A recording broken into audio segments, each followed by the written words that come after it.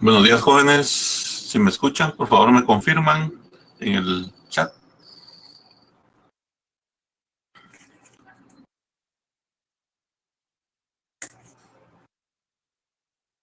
Gracias, Erika. Gracias, Stephanie.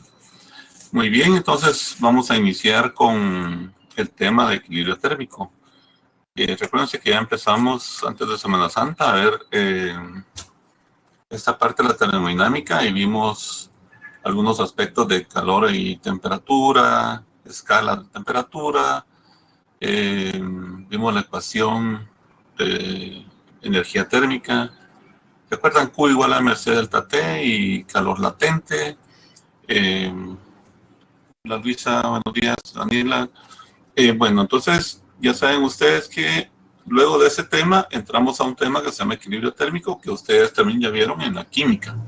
Pero se le olvida a uno, ¿verdad? Hay cositas que se van escapando y voy a dar la clase como si nunca lo hubieran visto. Entonces, el equilibrio térmico empieza con un pequeño texto, ¿verdad? Que se dice que dos cuerpos se encuentran en equilibrio térmico si al entrar en contacto adquieren finalmente la misma temperatura, ¿verdad? Hay uno más caliente, uno más frío, hay una transferencia de calor. Se recuerdan que eso es un tema que vamos a ver, es el último tema de calorimetría, ¿verdad? Que se da en un tiempo determinado, o sea, hay un ritmo con que se transfiere calor, y en este momento solo estamos evaluando no ese tiempo, ¿verdad?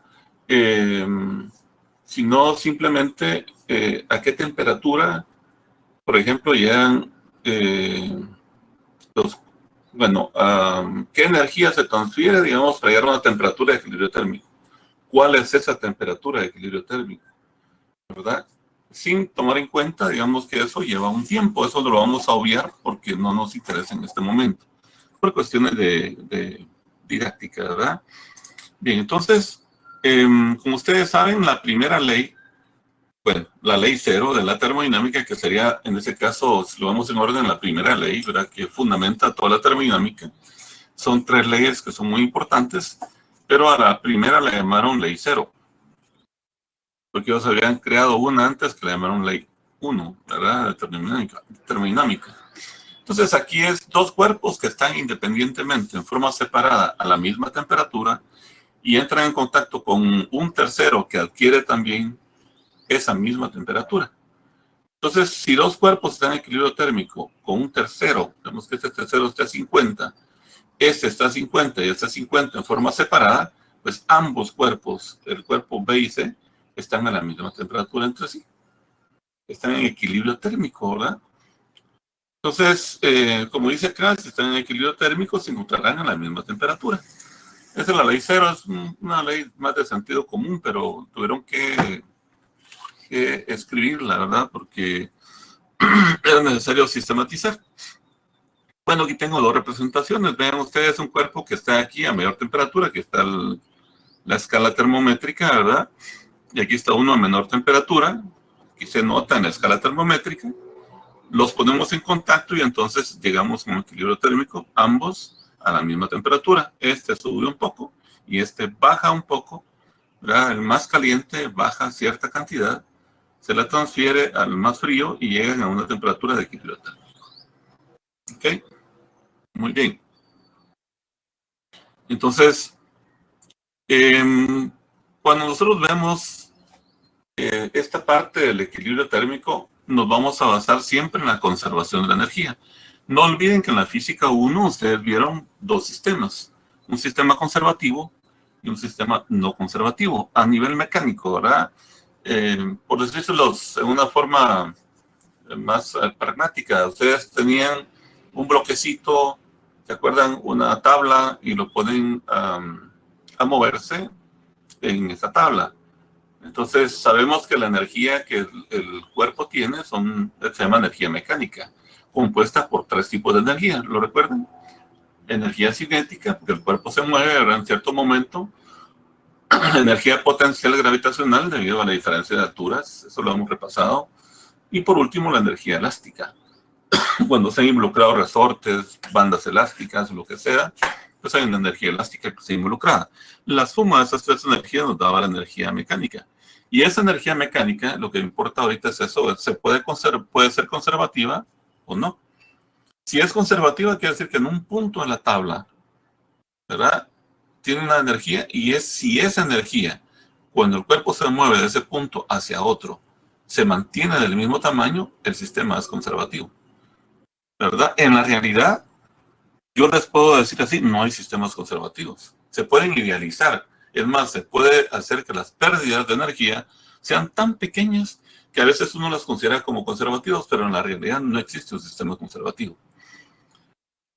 Bueno, es como la ecuación de Bernoulli. ¿Se recuerdan que partió Bernoulli de un flujo ideal, de un fluido ideal, y planteó su ecuación, y después de eso se puede ya modificar introduciendo las pérdidas por fricción debido a la viscosidad, cinemática y dinámica? Bueno, es igual acá, ¿verdad? Nosotros podemos idealizarlo con la finalidad de decir, bueno, el sistema es conservativo porque las pérdidas son tan pequeñas que no influyen mucho en el resultado.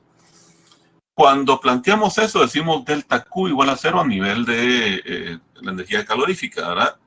Delta Q igual a cero significa que el cambio en energía calorífica es cero, no cambia, o sea, se mantiene constante. Si ese delta Q lo convertimos en Q2 menos Q1 igual a cero, luego despejamos, ¿verdad? Queda Q2 igual a Q1, como ustedes lo ven aquí, ¿verdad? Entonces, escribir delta Q igual a cero o escribir esto matemáticamente significa hay conservación de la energía calorífica. ¿Ok? Quiere decir que el calor cedido por uno de los cuerpos que componen el sistema es igual al calor ganado por los demás cuerpos que están componiendo ese sistema o que conforman el sistema, ¿verdad? Pueden ser dos o más cuerpos. Entonces, recurriendo a la ecuación calorimétrica en esta igualdad, este Q sería MC1, MC delta T, y este otro también MC delta T. Esto siempre y cuando no haya cambio de estado, ¿verdad? Ahora, si hay cambio de estado, acuérdense que puede ser que un material pues, le estemos metiendo tanta energía que lo llevemos de un estado sólido a un estado líquido, por ejemplo, o gaseoso. En ese caso hay cambios de etapas, cambios de estado, y ya involucra lo que ya aprendimos en las clases anteriores, ¿verdad? El calor latente. ¿Ok? Pero bueno, considerando que puede haber un sistema en el cual no hay cambio de estado, vean cómo en qué se transforma si son solo dos cuerpos en esto. Ok.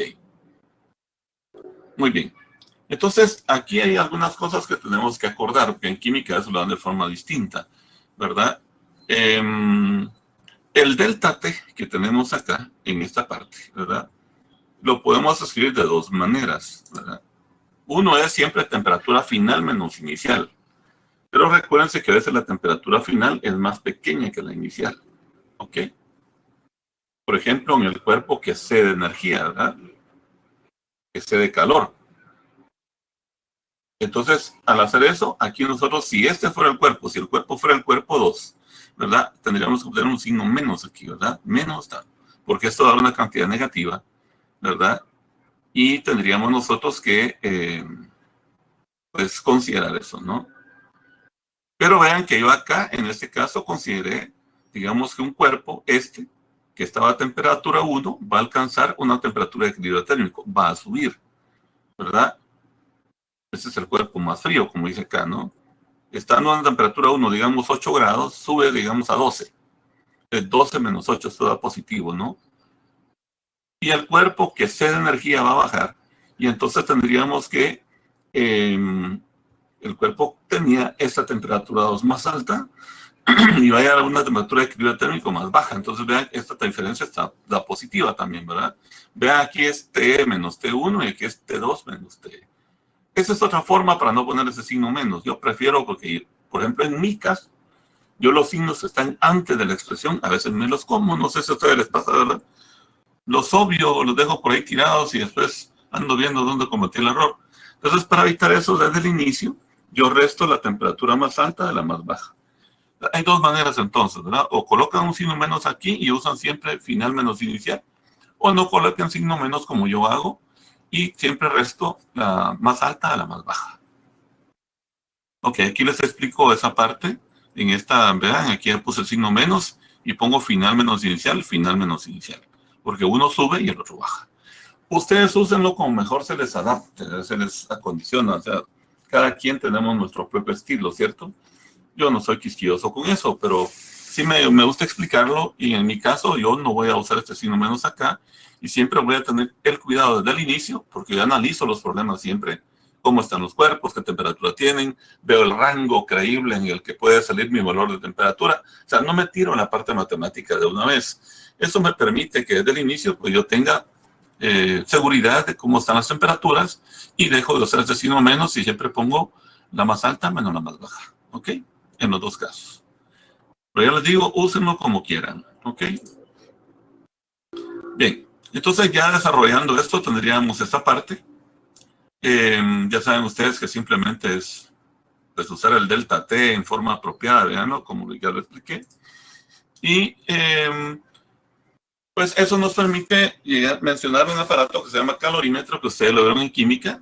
Este aparato pues es un aparatito barato, muy utilizado para calcular calores específicos de sustancias, ¿verdad?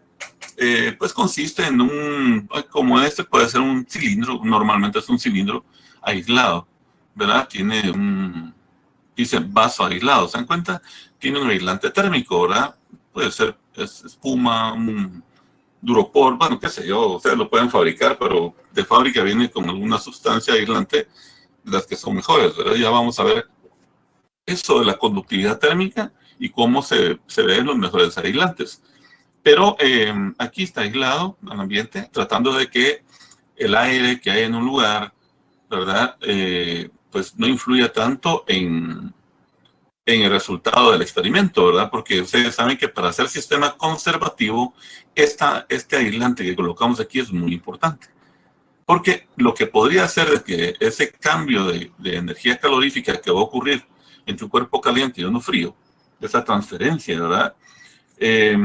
Esté afectado porque el ambiente, hay mucho aire, disipa energía de la que estamos ahí nosotros midiendo, y entonces ya se volvería un sistema no conservativo.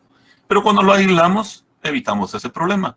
Y vean que además de este recipiente donde ya pusimos un líquido, una mezcla, eh, ¿verdad?, reactiva, pues hay un termómetro que va a estar permitiéndonos establecer la temperatura en cada momento, y un agitador, que le llamamos agitador térmico. A veces será pues una varilla que nosotros podemos tener acá para, para mover, digamos, y hacer más homogénea la mezcla.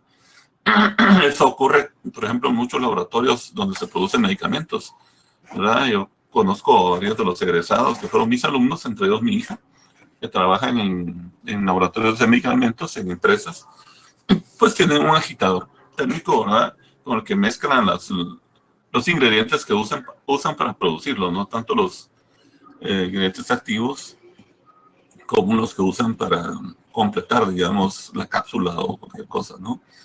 Bien, entonces el calorímetro pues tiene esta función de que nosotros podemos calcular el calor específico de una sustancia conociendo la de otra, ¿verdad?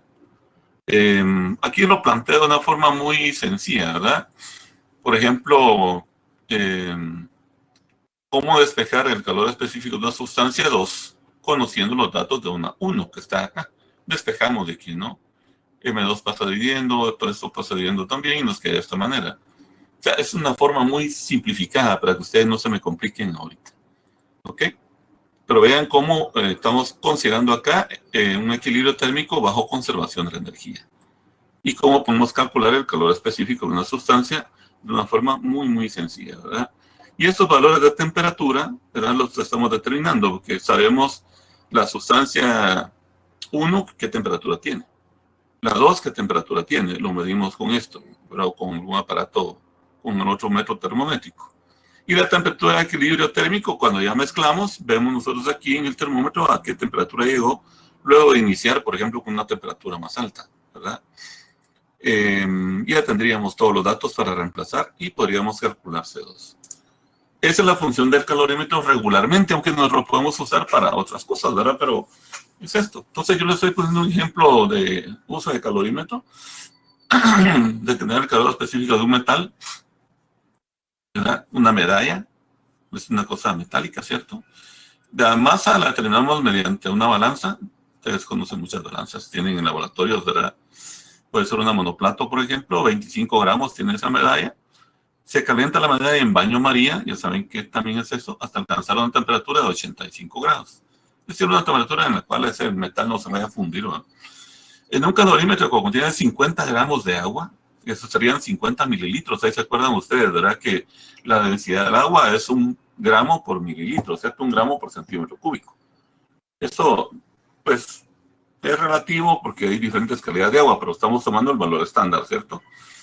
Y ese contiene agua a esta cantidad, que serían 50 mililitros, a 16.5 grados Celsius. Se introduce la medalla que está a 85, entonces obviamente ustedes se dan cuenta, no, esto no es matemático, esto es de sentido común, es físico, ¿verdad? Que obviamente la medalla que está más caliente le va a transferir energía calorífica al agua que está dentro del calorímetro.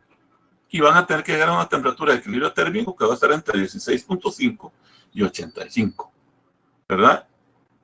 Entonces, con el termómetro determinamos que la temperatura de equilibrio térmico, ¿verdad? Que se estabilizó en cierto momento, ¿verdad? Es 19.5 grados Celsius. Como dije, en medio de esos dos, un dato intermedio, ¿cierto? Pues es lógico, ¿verdad? Este es un experimento que hicimos en laboratorio. Bueno, respondemos a la pregunta. ¿De qué metal está hecha la medalla? O sea, vamos a saber nosotros que los metales tienen su calor específico, ¿cierto?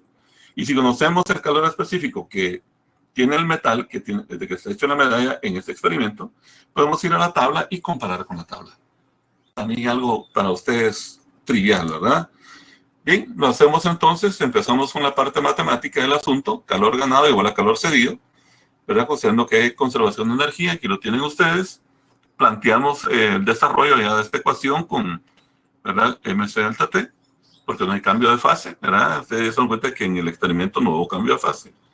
Y tendríamos esto. Miren, en el caso 1 estoy poniendo T menos T1 y en el caso 2 estoy poniendo T2 menos T. ¿Por qué? Porque esta es la medalla, ¿verdad? Que tiene, perdón, este es el agua, ¿verdad? Que tiene una temperatura de equilibrio que va a ser mayor que la temperatura que inició. Inició con 16.5 y va a terminar con 19.5. Entonces, este es mayor que esta. Y la M2C2, y esto va a ser la medalla, que inicia con una temperatura de 85 grados y va a terminar, digamos, al momento de estabilizarse el sistema en 19.5. Entonces ahí me estoy garantizando que estas dos diferencias van a ser positivas y que por lo tanto no tengo que usar el signo menos aquí. ¿Ok? Bueno, entonces dice el 1 referido al agua y el 2 referido a la moneda, estos últimos datos. La moneda con su masa, perdón, el agua con la masa que tiene, que son 50 gramos, su calor específico, ya lo vimos antes, era una caloría por gramo grado Celsius. Y la diferencia de temperatura entre 19.5, que era inicialmente como estaba, y que llegó a un equilibrio térmico de 6.5. Igual para la medalla, 25 gramos tiene la medalla, el calor específico no lo conocemos, que eso lo necesitamos conocer, e inició con 85 y terminó en equilibrio térmico con 19.5. Despejamos C2, esto lo operamos, ¿verdad? ¿Verdad? Esto lo operamos, 50 por 1 por la diferencia de esto, aquí nos da 150, 25 por 85 menos 19.5 nos da 1637.5 por C2. Despejamos C2 y nos da 0.09 calorías por gramo grado Celsius. Vamos a la tabla y nos damos cuenta que posiblemente es cobre. Seguramente, ¿verdad? Es cobre. Bueno, decimos posiblemente porque nuestro experimento es casero, decimos, ¿verdad? Aquí está cobre, tiene 0.093 calorías por gramo grado Celsius. Vean ustedes, esta es la tablita que ustedes conocían, pero que la traigo otra vez como referencia para que ustedes vean cómo se compara, ¿verdad? Esa es la data que ustedes obtuvieron, 0.09, ¿verdad? Y esta es la que manejamos en la tabla, que sería 0.093.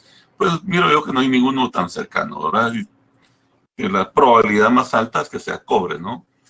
O algo, una aleación que contenga mucho cobre, ¿verdad? Pues no sabemos nosotros realmente cuál es el metal, pero tenemos ya una referencia de cuál podría ser el metal que está ahí. También están los datos en joules, kilogramos, grados Celsius, pues ustedes quisieran comparar, digamos, con ese tipo de medición, ¿verdad? Pero ahí estamos. Problema sencillo, ¿verdad, jovencitos? Muy sencillo. Yo creo que ustedes lo entendieron perfectamente. vamos a otro problema que sea un poquito de mayor complejidad, que le podemos llamar complejidad a esto, que eso es un tema muy fácil, ¿verdad? Es el problema 5 de su hoja de trabajo. 2 cubos de hielo de 50 gramos cada uno se introducen, serían 100 gramos, ¿verdad? Se introducen en un vaso plástico de masa despreciable. Es decir, que ese no va a absorber ni a transferir energía, ¿de acuerdo? Por eso se dice de masa despreciable. Que contiene 200 gramos de agua, o sea, 200 mililitros, ¿verdad? Si la temperatura inicial del agua era 25 grados y el hielo proviene directamente de un freezer, de un refrigerador, ¿verdad? Que opera a menos 15, determine la temperatura final de la bebida, ¿verdad? Si va a ser completamente agua, si va a ser hielo con agua al final que no se fundió todo el hielo, determine, ¿verdad?, cuánto hielo se fundió. Miren, aquí, cuando nosotros empezamos a analizar este problema, yo lo veo así a nivel de ustedes, ¿verdad? A nivel de estudiante, porque eso es lo que a mí me sucedió cuando llevé estos cursos también. Uno no tiene ni idea de qué va a pasar, ¿verdad? Y a veces uno plantea la ecuación de equilibrio térmico de una vez. Primero porque el profesor no lo orientaba a uno apropiadamente, como me ocurrió a mí. Yo tuve un profesor un poquito malo para esto. Y otro es que a veces uno no, pues, pues como que no quiere uno desprenderse de la parte de las formulitas matemáticas, ¿verdad? Y eso nos afecta mucho. Entonces, antes de aplicar cualquier modelo matemático, analicen, ¿verdad? Uno debe decir, bueno, ¿qué va a pasar aquí en este problema? Hay 3 cosas que pueden pasar, ¿verdad? Primero, que la temperatura no supere los 0 grados, por ejemplo, ¿verdad? Lo que se llama tricotomía de un valor real. Estamos hablando de temperatura de equilibrio térmico. Podría ser que se quede en 0 grados. Ahí coexiste hielo con agua, ¿cierto? Entonces puede ser que quede pues flotando una cantidad de hielo de la inicial de los 50 gramos, que queden, que decirles, 30 gramos flotando, ¿verdad?, en agua, porque solo se logró fundir una parte. Si fueran 30 gramos de los 50, sería 3/5 partes, ¿verdad? 30 partido 50. 3/5, eso sería 0.6, el 60%, ¿verdad?, de hielo estaría flotando. Y si dijéramos que eso es lo que se está flotando, ¿cierto? Ahora, si se funde el 60%, pues el 40% estaría flotando. Entonces, vean ustedes que nosotros podemos saber que puede ser que no necesitemos plantear la ecuación de equilibrio térmico para saber la temperatura de equilibrio térmico. Porque si coexisten hielo y agua, porque no logró pasar de 0 grados, es de inmediato la solución, no necesitan ecuación. Se dice nada más, bueno, al no superar el equilibrio, la temperatura de 0 grados, se queda en 0 grados. Y la respuesta es inmediata, 0 grados. Muy bien. ¿Qué puede suceder? Que la energía que tiene el agua, ¿verdad?, logre calentar el hielo, fundirlo todo y pasar de 0 grados. Entonces la temperatura de equilibrio térmico va a ser arriba de 0 grados. Bien, arriba de 0 saben que es positivo, ¿verdad? O sea, dicotomía de un valor real es que sea positivo, 0 o negativo, ¿cierto? Y lo otro que pueda pasar es que el cubo de hielo es tan grande comparado con el agua que tenemos, que es tan poca, ¿verdad?, que en lugar de que el agua funda el hielo una parte o lo caliente un poco, aunque sea, el hielo va a hacer que el agua se congele. Porque hay una diferencia muy grande entre la masa, por ejemplo, de hielo que tenemos y el poquito de agua que le echamos, digamos, a un gran cubo de hielo, que lo que va a pasar es que el agua se va a fundir, se va a congelar, ¿verdad? Esa temperatura sería entonces menor de 0 grados. ¿Me explico? Esos son los 3 casos que pueden pasar. Se los planteo físicamente y hay un dato de referencia que es muy importante, no lo olviden. 0 grados, la temperatura de equilibrio de 0 grados. Eso marca una frontera, ¿verdad? Si pasa de 0 grados, todo el hielo se fundió y el agua proveniente del hielo pues aumentó de temperatura un poco. Si se queda en 0 grados, posiblemente una parte del hielo nada más se fundió, ¿verdad? Y quedaron flotando hielo y agua coexistiendo en ese recipiente, ¿verdad? Si la temperatura es menor de 0 grados, el cubo de hielo era enorme, ¿verdad? Y que el poquito de agua que le echamos se congeló y queda una temperatura menor de 0 grados. Entonces nosotros vamos a usar como referente 0 grados, porque es precisamente la temperatura en la que el agua se funde, ¿verdad? El hielo se funde o el agua se congela para volverse hielo, ¿verdad? Entonces esa temperatura es importante porque hay un cambio de fase. De ahí vamos a partir haciendo el análisis. ¿Cuánta energía nos cede el agua para llegar a 0 grados y cuánta energía absorbe el hielo, ¿verdad? O necesita absorber el hielo para llegar primero a hacer hielo a 0 grados y luego fundirse. ¿Me explico?